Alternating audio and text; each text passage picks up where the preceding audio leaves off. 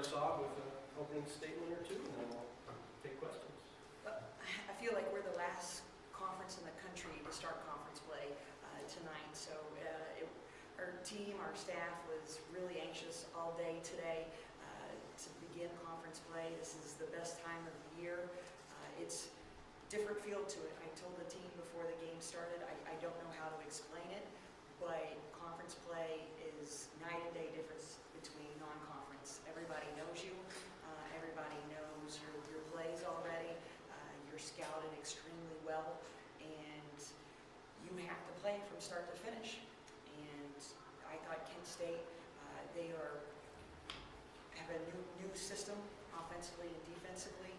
They have a new coaching staff. They have a ton of injuries. Or excuse me, they have a ton of energy.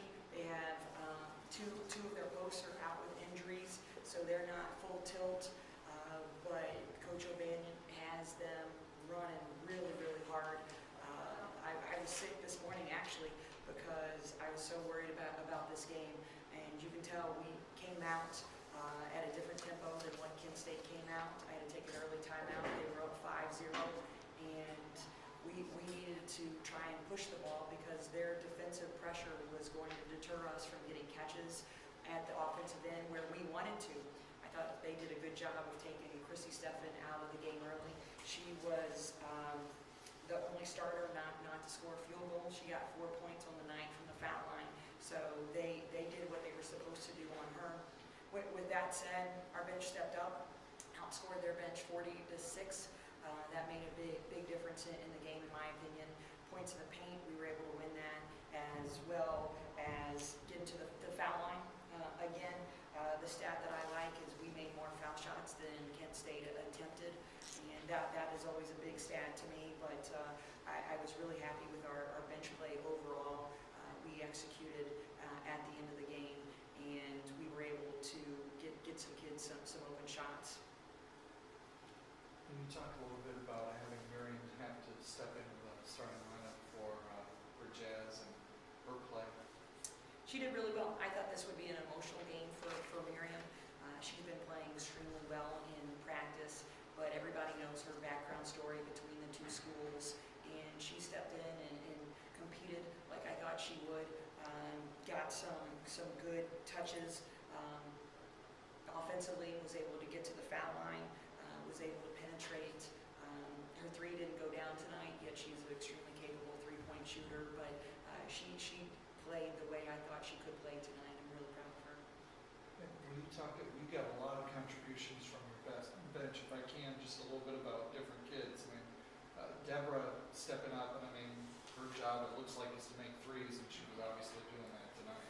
She is. She's been a kid that has battled mine at the beginning of the year and missed a ton of time. She is now back, obviously 100%. She's the fastest kid we have on our team. Part of me feels like we should run some plays where she just leaks out and we look to pass ahead because she's an unbelievable sprinter. And yet she had her shot going early tonight. We tried to call her number in a couple man offensive sets as well as zone offensive sets, and she went 4 of 6 from the arc. I think that may be a career high for her tonight as well, and a career high I know in minutes. But she stepped up and made the open shot, which what she needed to do, and I think the crowd got electric when she did that. The team just was so fired up for her, and it was good to see. When Jillian got those 2 fouls early, you were forced to go to Katrina Salinas, and it looked like she played pretty well. She did. She stepped in where she needed to. I thought she got a little tired when we played her consecutive minutes, but she was able to take care of the ball when she needed to. They've Ashley Evans for Kent State is a junior college transfer, and I think honestly it is the fastest kid on the floor tonight for both teams, and she was able to handle her pressure really well, I felt like. And then I knew we would get Jillian Smart. I knew we would get Jillian back in spot minutes even with 2 fouls in the first half, and she was able to stay out of foul trouble for that. But Katrina hit some shots for us in the first half when Jillian was on the bench. Was your plan to use the bench for the minutes that they got? I mean, as I look at it, they actually had more minutes than your starters. Yes, I thought I wanted to reward our bench. They played extremely well. They made, honestly, more shots than our starters. I thought our starters got a little stagnant a couple of different times in the first half. We made some subs quickly, and we got some spark. We had some fresh legs, and that made a big difference. And I wanted to go with them and reward those kids, and they were making a lot of shots at the end, which was nice to see. A word about your defense, because if I did the math right, you went like 15 minutes without allowing a field goal. I mean, what was it that you guys were doing defensively there that kind of shut them out like that? I thought our assistant coaches did a good job of picking up some play calls, and we were able to make some reads defensively for our team. Our team does a good job of talking defensively. I will say we got a little block happy at the end. I'm not really happy about that, and I just want to contest some shots and box out, as opposed to become shot blockers, because we're not that type of team by any means. But our kids got consecutive stops, and that's what we asked for in practice, and we got that tonight.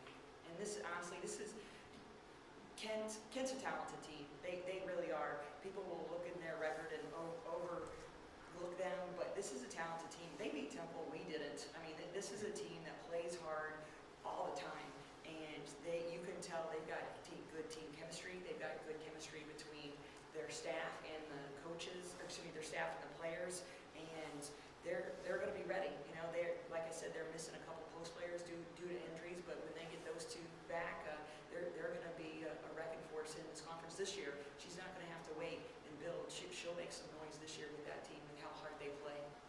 Were you okay with the number of threes that you took? I mean, a lot of threes, 29.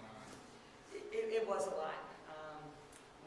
We were scoring the ball really well inside, but then they started to go some zone. We wanted to work the clock midway through the second half and started to run our ball screen offense. And they did a good job pressuring us. And honestly, we were forced to shoot a lot of shots at the arc late in the shot clock. I think some of that could be attributed to that. Then they did go zone against us and pack it inside and dare us to shoot from the outside, and we fell into that trap a little bit. But yeah, that's a higher number than we want to, but that number was created solely by Kent's defense. Going forward, is it easy to possibly get a little overconfident following a win like this? I mean, Oh, no, not at all. Any team can win on any given night in this conference. And this conference is just brutal from start to finish. I mean, if you get overconfident in this conference, you won't win again, bar none. you look at what's ahead on Sunday, your first time as a head coach going into this rivalry. Your thoughts on the team? They're a fantastic team. I kind of joke around with our staff. They're the only team in the conference that is known by their first name. I mean, it's Yo, it's Nam, it's Crunch, it's Kyle. You know their players by their first names. They don't need a last name. You couldn't tell me that anybody in this conference knows Chrissy Seffin. I mean, she goes by Chrissy Seffin. She doesn't go by Chrissy. That team can score inside and outside extremely well, and they're known by one name only. I mean, you look at, it sounds silly to say, but famous musicians. I mean, Madonna. I mean, people who are more famous people you are, you're known by one name, and they've got a team that's known by one name. And Coach Culp has done a fantastic job. She's had a couple assistants leave to go to other places, and they've stepped up and they haven't missed a beat. They've played extremely well, and I expect them to come in. It will be a battle. It will be a battle. And if we're not ready, it will be a long night for us. I'm ecstatic we have them at home. It was a fantastic environment last year at Savage. We ended up losing by 2. They got a shot under a minute to go ahead and beat us up there. But they're a fantastic team. They set the bar for our conference, going 12-1 with the non-conference schedule, and they play hard from start to finish. You talked a little bit about, they've kind of hung their hat on what they've done defensively. Can you talk a little bit about their defensive principles? I mean, and that's what they focus on. Toledo? Yeah. They will, I think they hang their hat offensively too. I mean, they can score any which way, inside and outside. They make you play fast. They will changed their defensive assignments on how they will defend our ball screens. And I thought Kenton did a good job with that tonight. They played us a handful of different ways, and it took us some time to adjust to that, longer than I anticipated it would. But Coach Culp, I think, is the best play caller in the conference. Has got a good pulse on her team and gets the most out of them. Like I said, it will be a big, big challenge for us. The way you're just rattling everything off in the last 2 minutes or so, I mean, I know the next game's the most important, but are you still watching Toledo out of the corner of your eye at all as you approach this game, even with Kent tonight? No, like I said, I was sick this morning because I was so anxious about this game. I actually missed the staff meeting because I couldn't get there because I wasn't feeling well. But it is one game at a time. I can rattle off those stats to you because I was reading them before I came in here. And I know that being in this conference for now my 12th year, I know Coach Culp really well, knows what she does, and I know her players well. So they're a veteran team. That team's on a mission. They are well stated that Coach Culp wants to get the senior class to the NCAA tournament. And they're going to fight and claw to try and make that happen. I know it's a long road. You mentioned you weren't feeling well this morning, but to get that first MAC win as a head coach, I mean, it's got to feel good now.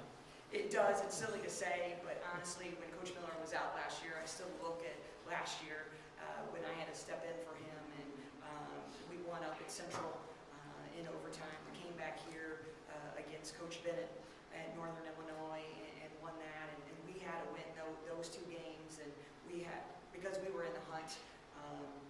This is one game this year, but with the circumstances last year, I'm not getting real ceremonial about this win, to be honest with you, in regards to what's put on my resume. Again, I don't make a shot, I don't make a pass. This tonight wasn't about me. We could have some pomp and circumstance like last year when the first game was, but I'm just really proud of our bench tonight and what they did. Like I said, Kent State is a team that's going to be reckoned with at the end of the season. I'm nice word about Toledo. Is there a concern knowing that they've come through an emotional game, and I assume they ended up losing to Central? Is there concern that they come in with backs against the wall, knowing they don't want to start 0-2 and things like that? There's concern if they were undefeated coming in here. There's concern if they hadn't won a game coming in here. I mean, there's concern if they had 3 starters out. I mean, they're that good. They can play 94 feet, both ends, whatever you want to call it. There's always concern. Every team that plays them has concern. So we will have to play extremely well. We're going to have to get some better minutes out of our starters than what we got tonight to win. But as I told the team, anybody can win on any given night. And as Northwest Ohio and the Midwest know better than I do, it doesn't matter if we're 0-15 or 0-1 or Toledo's 0-15 or 0-1. This game has the potential to go to quadruple overtime, or this game has the potential for one of the teams to get blown out. And it's just anybody's game. It's a big rivalry, and it's a fun rivalry as well.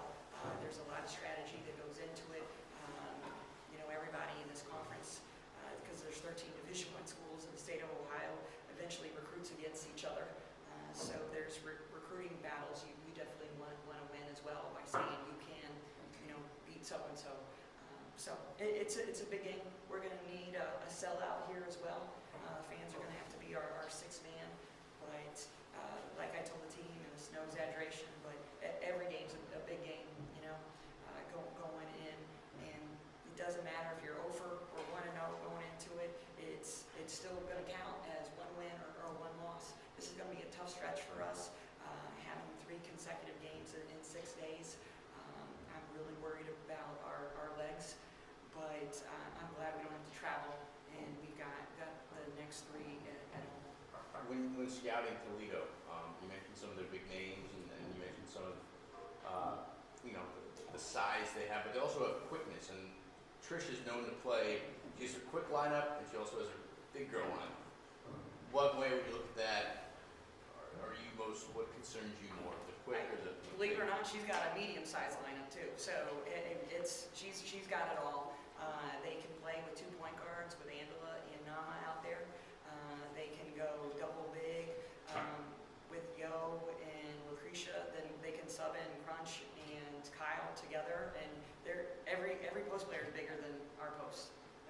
bar none. I mean, every guard on their team is quicker than we are, so we've got our hands full. So she's, like I said, I think she's even got a medium-sized lineup. It doesn't matter.